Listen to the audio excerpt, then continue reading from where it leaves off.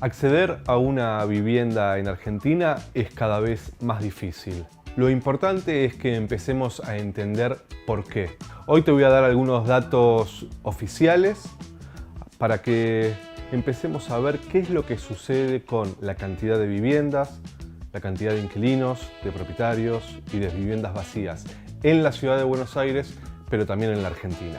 En la ciudad de Buenos Aires somos, desde el año 1947, 3 millones de habitantes.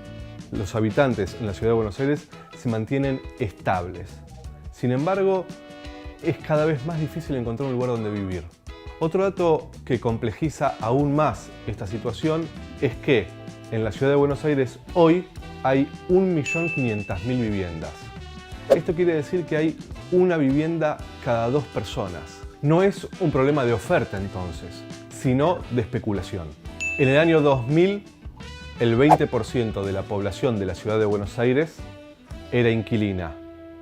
Hoy, en el 2022, esa cifra aumentó al 38%.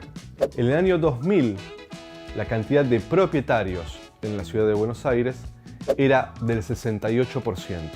Hoy, en el 2022, solo el 50% es propietario. Hay que empezar a entender entonces cómo puede ser que cuanto más viviendas se construyen, menos propietarios hay y más inquilinos se generan.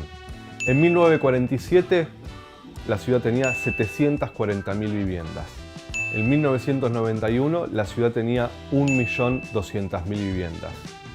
En el 2020, 1.500.000 viviendas. Es importante entender que cuanto más se construye, más cara es la vivienda y más caros son los alquileres. ¿Por qué?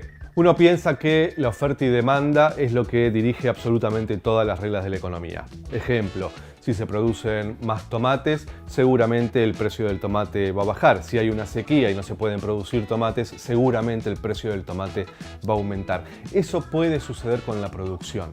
Ahora, con la vivienda, cuanto menos suelo queda para poder construir, o sea, cuanto más viviendas se construyen en la ciudad y menos suelo queda disponible, más caro es el suelo.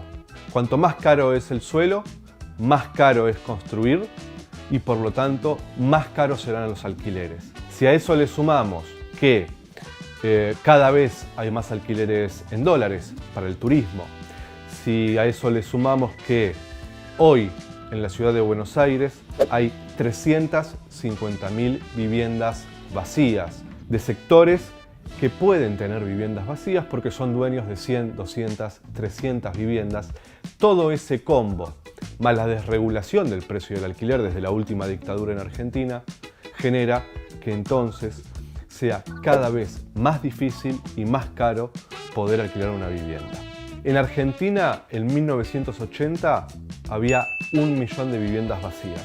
En el año 91, 1.500.000.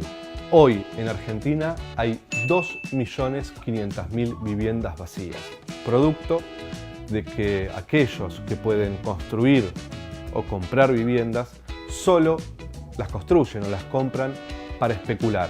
¿Qué quiere decir esto? Tenerlas vacías porque las viviendas se construyen en pesos y finalmente cotizan en dólares. Cualquier devaluación aumenta considerablemente el valor de las viviendas y eso ya es una ganancia a pesar de que la vivienda no esté en alquiler. En la ciudad de Buenos Aires, en el año 1991, solo había 40.000 viviendas vacías. Hoy en la ciudad hay 350.000 según el censo último del 2010.